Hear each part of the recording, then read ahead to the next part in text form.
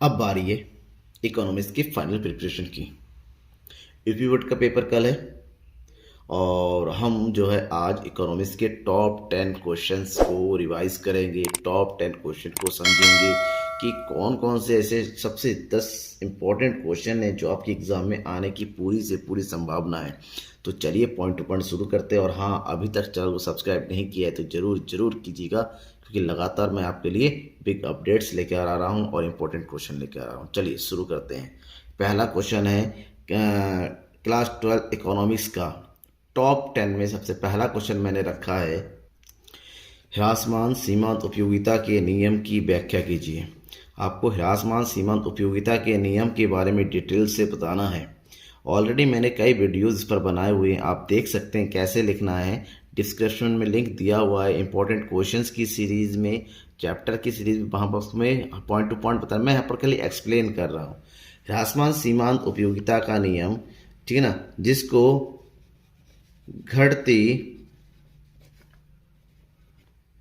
सीमांत उपयोगिता का नियम भी कहा जाता है, ठीक है ना। ये नियम देने वाले थे ऑस्ट्रिया के अर्थशास्त्री प्रोफेसर एच गोसेन, इसलिए इसको गोसेन का प्रथम नियम भी कहा जाता है। इस नियम के अनुसार जब किसी वस्तु की एक समान इकाइयों का लगातार उपभोग किया जाता है तो उससे मिलने वाली जो सीमांत उपयोगिता है, सीमांत उपयोगिता यानी कि एमयू जो है वो धीरे धीरे घटती चली जाती है।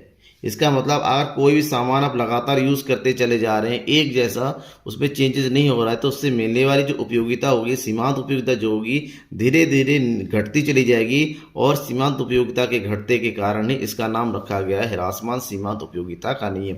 ये किसी भी वस्तु के उपभोग पर लागू होता है। आप एक बार में किसी वस्तु को लगातार यूज़ करते हुए देखिए, चाहे खाने पीने का सामान हो, चाहे कोई भी हो, लगातार यूज़ करते देखिए, उससे मिलने वाली जो उपयोगिता है, आपकी जो संतुष्टि है, वो धीरे धीरे घटने लगेगी।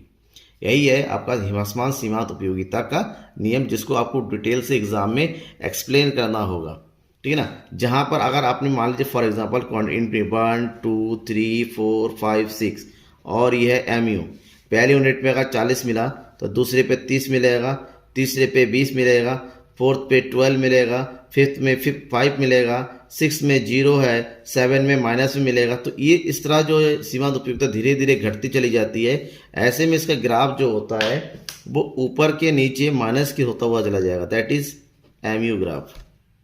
इसी स्थिति को हम कहते हैं घटती सीमांत उपयोगिता का नियम, जहां पर उपयोगिता घटती हुई चली जाती है। That's clear.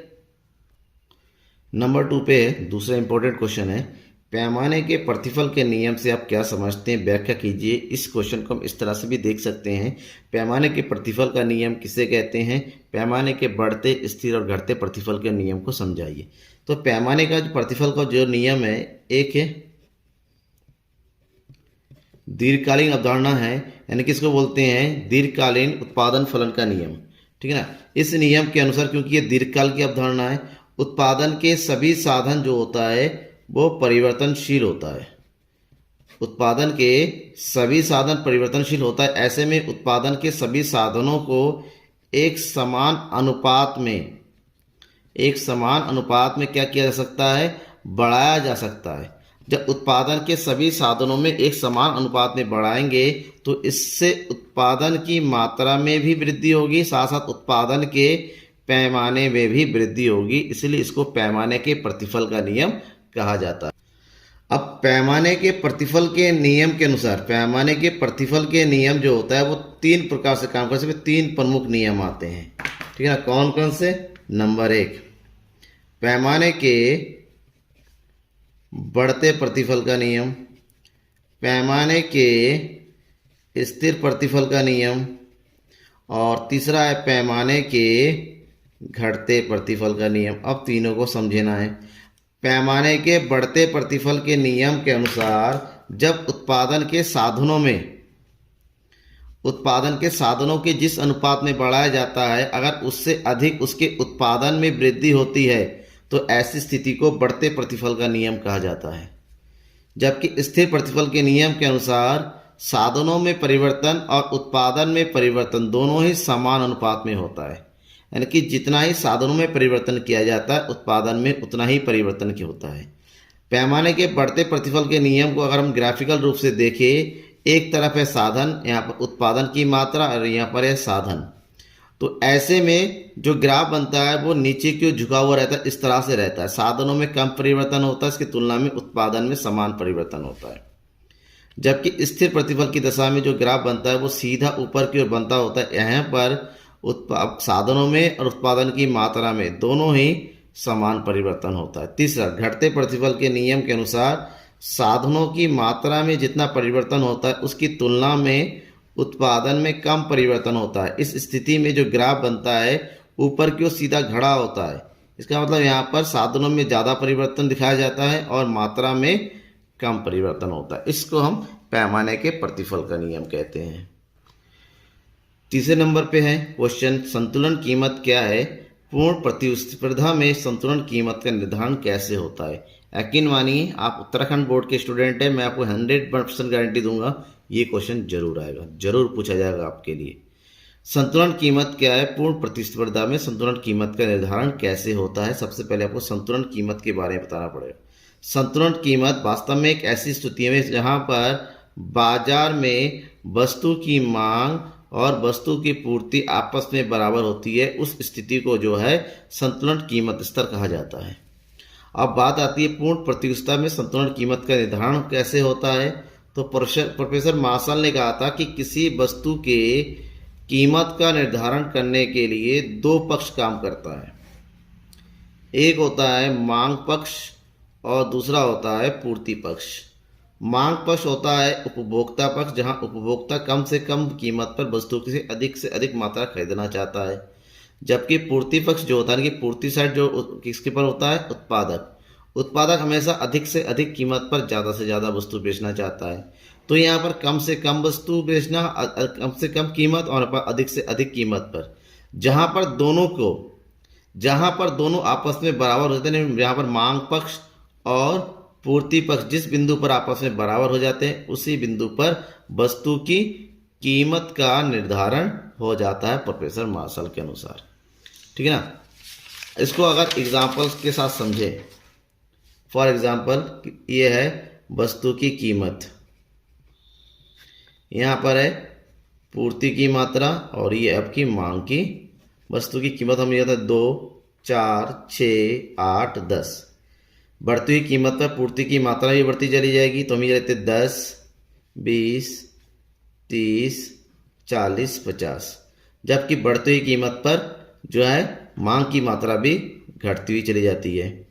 तो यहाँ पर एक बिंदु ऐसा होता है जहाँ पर वस्तु की मांग और वस्तु की पूर्ति आपस में बराबर होती है। जब कीमत 6 है, तब वस्तु की मांग और पूर्ति आपस में दोनों क्या है? बराबर है। सॉरी, ये मांग लिखा हुआ है, यानी कि DD = SS। तो यहाँ पर संतुलन कीमत स्तर क्या होगा? वो है ₹6। ग्राफ के साथ समझिए, ये है आपका पूर्ति यानी कि पूर्ति वक्र और ये है आपका मांग वक्र DD। दोनों आपस में इस बिंदु पर मिल रहे हैं, तो जिस बिंदु पर ये आपस में मिलते हैं उसको बोलते हैं इक्विलिब्रियम पॉइंट, संतुलन स्तर। और इस स्तर पर जिस कीमत का निर्धारण होता है ये, ठीक है ना, P, इसको बोलेंगे हम OP, जो है संतुलन कीमत हुआ, संतुलन कीमत। और ये जो होता है OQ, ये हो गया आपका संतुलन पूर्ति या मांग की मात्रा। ठीक है। चौथे नंबर पे है अल्पकालीन तथा दीर्घकालीन उत्पादन फलन में अंतर। अल्पकालीन और दीर्घकालीन उत्पादन फलन किससे कहते हैं? अंतर जो भी हो आप समझ लीजिए। अल्पकालीन उत्पादन फलन उत्पादन की एक अल्पकालीन धारणा है। अल्पकालीन धारणा का मतलब होता है 1 वर्ष से कम का समय, जबकि दीर्घकालीन जो उत्पादन के दीर्घकाल से संबंधित होता है, जिसका मतलब होता है 1 वर्ष से अधिक, और ये होता है 1 वर्ष से कम। ठीक है ना। अल्पकालीन उत्पादन फलन के अंतर्गत जो उत्पादन के साधन होते हैं वो 2 प्रकार के होते हैं। एक होता है आपका उत्पादन के परिवर्तनशील साधन और दूसरा होता है उत्पादन के स्थिर साधन। यानी कि अल्पकाल में, कम समय के में उत्पादन के सभी साधनों में हम परिवर्तन नहीं कर सकते। ऐसे में कुछ साधन हमारे स्थिर रह जाते जिसमें परिवर्तन नहीं होता है, जबकि कुछ साधनों को परिवर्तित किया जा सकता है, जैसे श्रम हो गया, जैसे मजदूर हो गए। जबकि स्थिर साधन जिसमें भूमि है, पूंजी है, मशीन है, इसको परिवर्तित किए नहीं है। यानी कि कुछ साधनों को स्थिर रखते हुए केवल कुछ साधनों में जब परिवर्तन किया जाता है तो ऐसे में उत्पादन में भी क्या होता है, परिवर्तन होता है। तो उत्पादन में परिवर्तन होने के इस नियम को ही हम अल्पकालीन उत्पादन फलन कहते हैं। जहाँ पर हमारा जो नियम काम करता है, इस नियम को हम कहते हैं एक साधन प्रतिफल का नियम। दूसरी ओर दीर्घकाल, दीर्घकाल के अधिक समय में यहाँ पर जितने भी साधन होते हैं सभी साधन परिवर्तनशील होते हैं। यानी कि दीर्घकाल में उत्पादन के सभी साधनों को परिवर्तित किया जा सकता है, कोई भी साधन स्थिर नहीं होता है। और यहाँ पर जो परिवर्तन होता है वो समान अनुपात में होता है। तो समान अनुपात में परिवर्तन के होने के कारण उत्पादन के पैमाने में तथा उत्पादन के मात्रा में भी परिवर्तन होता है, इसलिए इसको उत्पादन के पैमाने का प्रतिफल भी कहता है, यानी कि पैमाने के प्रतिफल का नियम भी कहा जाता है। क्वेश्चन नंबर 5, व्यष्टि अर्थशास्त्र तथा समष्टि अर्थशास्त्र में अंतर स्पष्ट कीजिए। ये क्वेश्चन लघु उत्तरी में भी आ सकता है, दीर्घ उत्तरी में आ सकता है, लेकिन आता जरूर है कि व्यष्टि अर्थशास्त्र और समष्टि अर्थशास्त्र में क्या अंतर है। व्यष्टि का अर्थ होता है छोटा, यानी कि सूक्ष्म, जबकि समष्टि अर्थशास्त्र का मतलब होता है वृहद, यानी कि दीर्घ, यानी कि बड़ा। व्यष्टि अर्थशास्त्र की वह शाखा है जहां पर किसी अर्थव्यवस्था की सूक्ष्म चरों का, यूं कहें किसी अर्थव्यवस्था की व्यक्तिगत चरों का अध्ययन किया जाता है। समष्टि अर्थशास्त्र की वह शाखा होती है जहां पर किसी भी जो है अर्थव्यवस्था की बृहद समस्याओं का, या यूं कहें ऐसी समस्याएं जो सामूहिक होती हैं, जो एक साथ होती है, या फिर यूं कहें अर्थव्यवस्था की संपूर्ण समस्याओं का एक साथ अध्ययन किया जाता है। व्यष्टि अर्थशास्त्र के अंतर्गत अर्थव्यवस्था की छोटी छोटी समस्याओं का अध्ययन किया जाता है, जिसमें जैसे एक वस्तु की कीमत का निर्धारण, ठीक है ना, एक उपभोक्ता का व्यवहार, एक उत्पादक का व्यवहार, ठीक है ना, वस्तु की मांग और पूर्ति आदि का अध्ययन किया जाता है। जबकि समष्टि अर्थशास्त्र के अंतर्गत संपूर्ण अर्थव्यवस्था का अध्ययन किया जाता है, जिसमें जैसे अर्थव्यवस्था की राष्ट्रीय आय कितनी है, विदेशी विनिमय कैसा है, ठीक है ना, देश का बजट कैसा बन रहा है, इस प्रकार से यहाँ पर संपूर्ण अर्थव्यवस्था से संबंधित अध्ययन किया जाता है। व्यष्टि अर्थशास्त्र का प्रमुख सिद्धांत है कीमत निर्धारण सिद्धांत, ठीक है ना। यहाँ पर वस्तु की कीमत निर्धारण से संबंधित समस्याओं का अध्ययन किया जाता है, जबकि समष्टि अर्थशास्त्र में जो प्रमुख सिद्धांत है वो आय एवं रोजगार का सिद्धांत है। यहाँ पर यह देखा जाता है आय एवं रोजगार किस प्रकार से निर्धारित होता है, ठीक है ना। व्यष्टि अर्थशास्त्र के अंतर्गत ये माना जाता है कि यहाँ पर एक बार में एक व्यक्ति की रोजगार होता है तो वो व्यक्ति जो है पूर्ण रोजगार पूर्ण होता है, जबकि यहाँ पर ये मान के चलते हैं अर्थव्यवस्था में अपूर्ण रोजगार की स्थिति बनी हुई है, ठीक है ना। तो इस प्रकार से कुछ अंतर और लिख देंगे तो आपको पूरे मुक्त से मिल जाएंगे। क्वेश्चन नंबर 6 में है समष्टि अर्थशास्त्र का क्वेश्चन, आय के चक्रीय प्रवाह या फिर आय के वर्तुल प्रवाह से आप क्या समझते हैं, समझाइए। आय का चक्रीय प्रवाह, चक्रीय प्रवाह मतलब जहां पर प्रवाह जो है चक्र का आकार लेती है। ध्यान में रखिएगा, एक अर्थव्यवस्था में उत्पादन कार्य जो संपन्न होती है वो फर्म और परिवारों के आपसी सहयोग से होती है। जो फर्मों को परिवार के द्वारा साधन प्राप्त होते हैं, उन साधनों का प्रयोग करते हुए वस्तु और सेवाओं को बनाती हैं। वस्तु और सेवा को बनाने के बाद उनको बेचा जाता है परिवारों को, परिवार द्वारा उनके मौद्रिक भुगतान किया जाता है और मौद्रिक भुगतान करने के बाद फर्म जो है वापस परिवारों को साधन भुगतान करते हैं। इस प्रकार से उत्पादन प्रक्रिया के बाद लोगों को आय की प्राप्ति होती है। जब आय की प्राप्ति होती है तो वो आय क्या किया जाता है, व्यय किया जाता है। भाई इनकम खर्च करने के लिए होता है। जब व्यय किया जाता है तो उत्पादक वस्तुओं को सामान खरीदा जाएगा, तभी ऐसे में उत्पादन बढ़ जाती है। तो अर्थव्यवस्था में उत्पादन, आय और व्यय एक प्रकार से चक्र सा चलने लगता है। तो आय के इसी प्रकार से रोटेट होना, घूमते रहना, इसे आय का चक्रीय प्रवाह कहते हैं। इसको एक तरीके से यूँ भी समझिए, किसी अर्थव्यवस्था में मुख्यतः दो पक्ष होते हैं। एक होता है आपका परिवार और दूसरा होता है फर्म। इन दोनों के बीच में वस्तुओं का आदान प्रदान होता है। सबसे पहले परिवार द्वारा फर्मों को क्या दिया जाता है? साधन सेवाएं दी जाती है। साधन सेवाएं, साधन सेवाएं मतलब जैसे भूमि दिया जाता है, पूंजी है, श्रम है, साहसी है। इनका प्रयोग करते फर्में क्या करती है? वस्तु और सेवा को उत्पादन करती है और परिवारों को बेच देती है।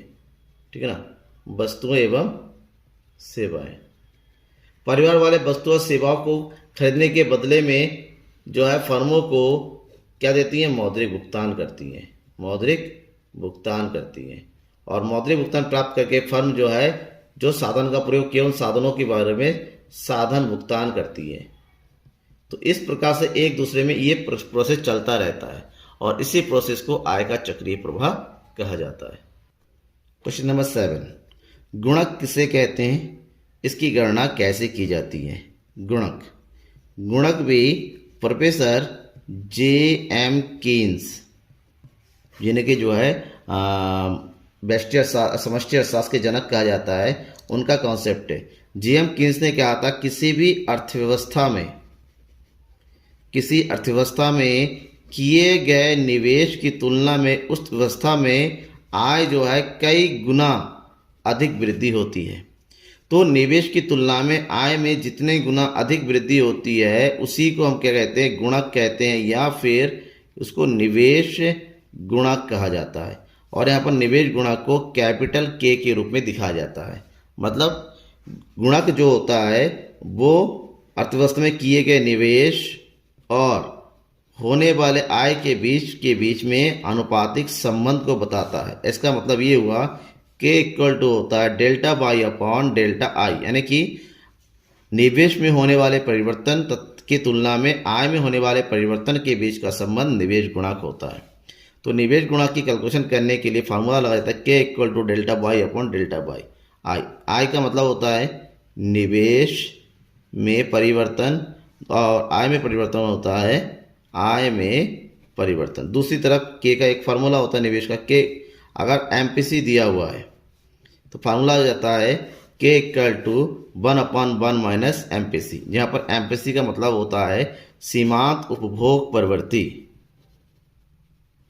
सीमांत उपभोग प्रवृत्ति, इसके बारे में आप डिस्क्रिप्शन में जाइए, लिंक दे रखा है आय के निर्धारण में, उसमें आपको डिटेल से वाला टॉपिक और मिल जाएगा। गुणक के बारे में आपको और पता चल जाएगा। जब एक देश विश्व के अन्य देशों के साथ व्यापार करती है तो ऐसे में क्वेश्चन बनता है भुगतान संतुलन किसे कहते हैं? भुगतान संतुलन के घटकों को बताइए। अब भुगतान संतुलन क्या है?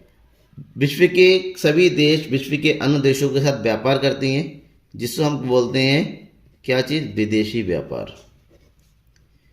तो विदेशी व्यापार जो भी होता है, एक देश एक लेखांकन वर्ष में विश्व के अन्य देशों के साथ जितने भी वस्तुएं सेवाओं का आयात और निर्यात किया जाता है उन सभी आयात निर्यातों का लेखा जोखा तैयार करती हैं। और इसी लेखा जोखा यानी कि इसी विवरण को हम क्या कहते हैं? भुगतान संतुलन कहते हैं। यानी कि एक देश का विश्व के अन्य देशों के साथ जितनी भी वस्तुओं सेवाओं का किसी भी सौदों का सभी प्रकार की वस्तुओं का जो आयात निर्यात करती हैं, लेन देन करती, उसका जो लेखा जोखा होता है उसे ही हम जो है भुगतान संतुलन कहते हैं। अब बात आती है भुगतान संतुलन के प्रमुख घटक। भुगतान संतुलन के प्रमुख घटकों को जो है दो ग्रुप में बांटा गया है। ठीक है, भुगतान संतुलन के प्रमुख घटक एक होता है भुगतान संतुलन का चालू खाता और दूसरा होता है भुगतान संतुलन का पूंजी खाता। भुगतान संतुलन के चालू खाते के अंतर्गत जितनी भी दृश्य वस्तुएं हैं, दृश्य वस्तुओं का आयात निर्यात शामिल होता है। नंबर एक, दृश्य वस्तु ऐसी वस्तु जिनको हम देख सकते, छू सकते, मशीन हैं, कपड़े हैं आदि। इसके अलावा जितने भी अदृश्य वस्तुएं हैं, अदृश्य वस्तु यानी कि जितनी भी सेवाएं हैं, सेवाओं का आयात निर्यात शामिल किया जाता है। और साथ ही साथ इसमें जो है जितने भी एक पक्षीय अंतरण है, यानी कि एक ऐसा व्यवहार जिसमें एक पक्ष होता है, या तो दिया जाता है या लिया जाता है, जैसे दान हो गया, उपहार हो गया, इन तीनों चीज़ों को चालू खाते में समझ। इसके अलावा जितने भी दीर्घकालीन सौदे होते हैं, यानी कि जितने भी सरकारी सौदे होते हैं एक देश का दूसरे देश के साथ, वो पूंजी खाते में लिखा जाता है। इसके अलावा जितने भी निजी सौदे हैं, बड़े बड़े कंपनियों के सौदे होते हैं, वो भी सरकारी पूंजी है। इसके अलावा विदेशी प्रत्यक्ष विदेशी निवेश जो होता है, इसके अलावा पोर्टफोलियो निवेश, ये सब चीज़ें जो है भुगतान संतुलन के पूंजी खाते के अंतर्गत लिखा जाता है। क्वेश्चन नंबर 9 में रखा गया है केंद्रीय बैंक। केंद्रीय बैंक के कार्यों का वर्णन कीजिए। आपको केंद्रीय बैंक या फिर आ सकता है भारत के आरबीआई रिजर्व बैंक के कार्यों का, चाहे कोई भी हो, आपको यही बताना है। सबसे पहला जो कार्य होता है वो होता है नोटों का निर्गमन। किसी भी देश का केंद्रीय बैंक उस देश के लिए नोटों का निर्गमन करती हैं और उसी के बस का एकाधिकार होता है, ताकि पूरे देश में सही प्रकार के नोटों में एक रूपता बनी रहे। केंद्रीय बैंक देश में जितने ही बैंक होते हैं उन बैंकों के बैंक के रूप में कार्य करती हैं। साथ ही साथ केंद्रीय बैंक जो है सरकार का बैंकर होती है, सरकार का बैंकर, मतलब जिस प्रकार से ग्राहकों का खाता कमर्शियल बैंक में होता है, उसी प्रकार से सरकार का जितना भी लेन देन होता है, ट्रांजैक्शन होता है, वो केंद्रीय बैंक के खाते के अनुसार होता है, इसलिए इसको सरकार का बैंकर कहा जाता है।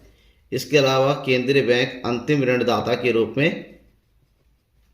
कार्य करती है, यानी कि कहीं से भी अगर व्यापारिक बैंक को लोन की प्राप्ति नहीं होती, एट लास्ट केंद्रीय बैंक उनको लोन प्रोवाइड करती है। केंद्रीय बैंक जो है अगला कार्य जो होता है विदेशी विनिमय का क्या करना होता है, संरक्षण करना होता है, यानी कि विदेशी विनिमय को बचाना होता है, सुरक्षित करना भी केंद्रीय बैंक का प्रमुख कार्य होता है। नेक्स्ट, साख का नियंत्रण। केंद्रीय बैंक देश में उत्पन्न होने वाले साख यानी कि मुद्रास्फीति और मुद्रा अपस्फीति की स्थिति को कंट्रोल करने के लिए, नियंत्रण करने के लिए आवश्यक कदम उठाती है। ये भी केंद्रीय बैंक के प्रमुख कार्यों में ही आता है। ठीक है, तो ये हो गया केंद्रीय बैंक का। इसको थोड़ा एक्सप्लेन करेंगे तो आपको पूरे मार्क्स मिल जाएंगे। और लास्ट क्वेश्चन है इस वीडियो का मोस्ट इंपोर्टेंट टॉपिक, टॉप 10 का क्वेश्चन नंबर 10। प्रभावी मांग किसे कहते हैं? प्रभावी मांग के घटकों को बताइए। प्रभावी मांग, इफेक्टिव डिमांड, या फिर इसको प्रभावपूर्ण मांग भी कहा जाता है। प्रभावपूर्ण मांग, या फिर इसको हम नॉर्मली कह सकते हैं संतुलन रोजगार स्तर भी कह सकते हैं। ठीक है ना। तो प्रभावी मांग क्या होता है? प्रभावी मांग जो है अर्थव्यवस्था की वह स्थिति होती है, वह स्थिति जहाँ पर अर्थव्यवस्था की कुल मांग और कुल पूर्ति आपस में बराबर हो जाती है। इसे जो है प्रभावी मांग का बिंदु कहा जाता है, या प्रभावी मांग स्तर कहा जाता है। ठीक है ना, जिस बिंदु पर दोनों बराबर होता है, यानी कि where AD equal to ES, that point is called effective demand. प्रभावी मांग के अगर घटकों की बात करें, प्रभावी मांग के दो प्रमुख घटक हैं। कौन कौन से? एक है आपका सामूहिक मांग, जिसको कुल मांग भी कहते हैं, सामूहिक मांग, और दूसरा है सामूहिक पूर्ति। सामूहिक मांग यानी कि एग्रीगेट डिमांड, इसको AD बोलते हैं शॉर्टकट में। एग्रीगेट सप्लाई यानी कि इसको बोलते हैं AS।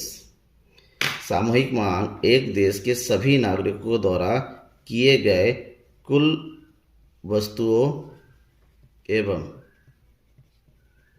सेवाओं पर किया गया व्यय होता है। जबकि सामूहिक पूर्ति क्या होती है? एक देश के सभी उत्पादकों के द्वारा किया गया उत्पादन मूल्य, अंतिम वस्तु का उत्पादन जो भी कहते हैं उसे सामूहिक पूर्ति कहते हैं। किसी भी देश का सामूहिक पूर्ति हमेशा उस देश के आय के बराबर होती है। ठीक है ना। जबकि सामूहिक मांग उस देश के जो है उपभोग व्यय तथा निवेश व्यय के योग के बराबर होती है। इसका मतलब ये हुआ यहाँ पर AD के दो कॉन्सेप्ट, AD इक्वल टू होता है C प्लस I। C का मतलब होता है उपभोग, जबकि I का मतलब क्या होता है? निवेश।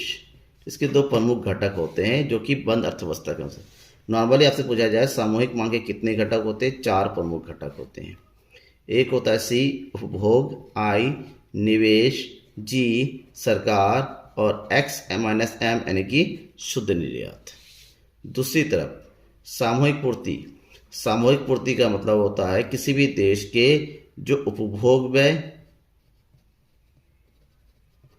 और बचत का टोटल होता है, यानी कि AS equal to Y equal to क्या होता है यहाँ पर C+S, ठीक है ना। अब अकॉर्डिंग टू डायग्राम समझिए, जहां पर जिस बिंदु पर डायग्राम के अनुसार जिस बिंदु पर उस देश की सामूहिक पूर्ति यानी कि AS और उस देश का इकोनॉमी का AD यानी कि सामूहिक मांग आपस में बराबर हो, यानी कि इस बिंदु को हम क्या कहते हैं, प्रभावी मांग का बिंदु कहते हैं, यानी कि यहाँ पर जो AD इक्वल टू क्या होता है AS होता है, ठीक है ना। दैट्स वाई इसी को हम सामान्य रोजगार निर्धारण स्तर भी कहते हैं, पूर्ण रोजगार स्तर भी कहते हैं, प्रभावी मांग भी कहते हैं। तो ये चैप्टर के सबसे इम्पोर्टेंट क्वेश्चन है, इसको थोड़ा और जी डीपली स्टडी कीजिए तो आप एग्जाम में इजीली अच्छे से लिख सकते हो, अच्छे मार्क्स मिल सकता है। Thank you everyone.